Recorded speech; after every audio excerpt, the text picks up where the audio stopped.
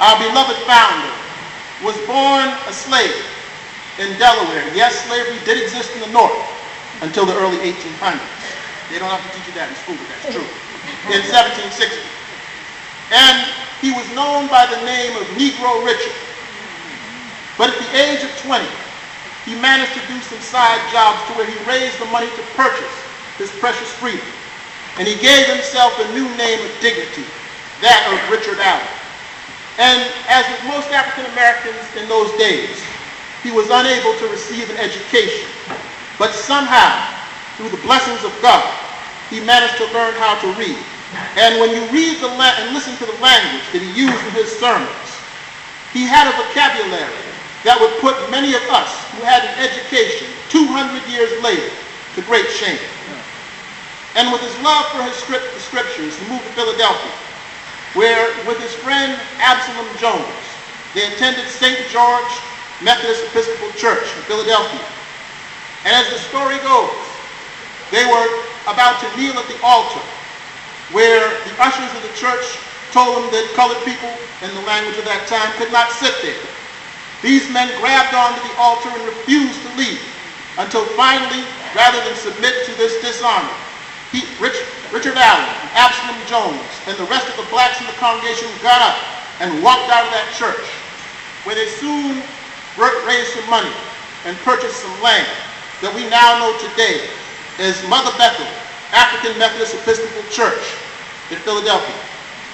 He eventually became the first bishop of the church in 1816.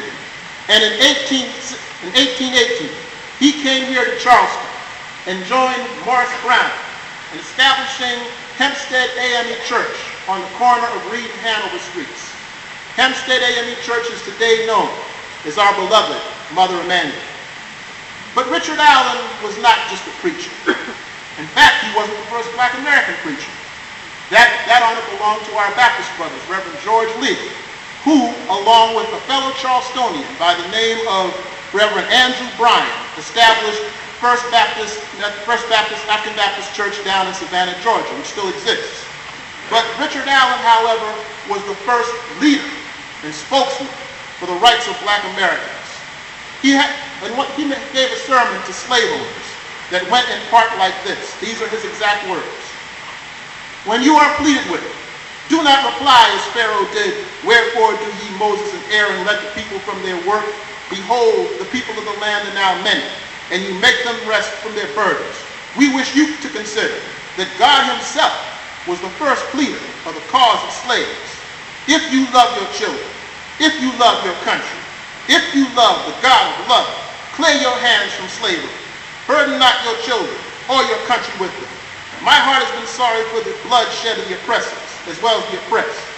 Both appear guilty of each other's blood in the sight of him who had said, he that sheddeth man's blood, by man shall his blood be shed.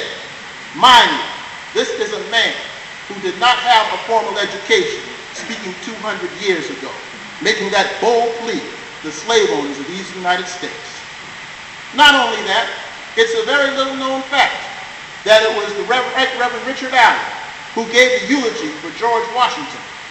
In an unusually bold act for his time, Bishop Allen mentioned the fact that President Washington owned slaves.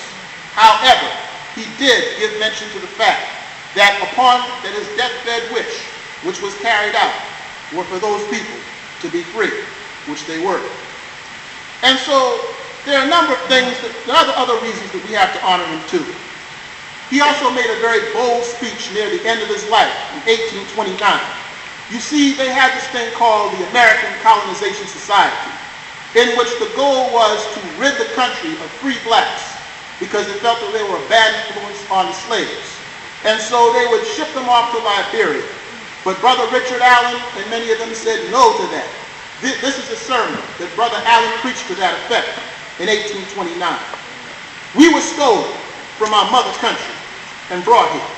We have tilled the ground and made fortunes for thousands, and still they are not yet weary of our services. But they who stay to till the ground must be slaves. Is there not land enough in America or corn in Egypt? Why should they send us into a far country to die? See the thousands of foreigners emigrating to America every year. And if they be ground sufficient enough for them to cultivate and bread for them to eat, why would they wish to send the first tillers of the land away? Africans have made fortunes for thousands in this country who are yet unwilling to part with our services. But the free must be sent away, and those who remain must be slaves? I have no doubt that there are many good men who do not see as I do, and who are for sending us to Liberia, but they have not duly considered the subject. They are not men of color.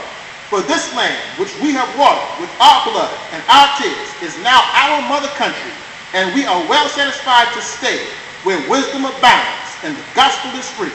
The words of our founder, the Right Reverend Richard Allen, 1829. So you see, there's great reason for us to honor this man today.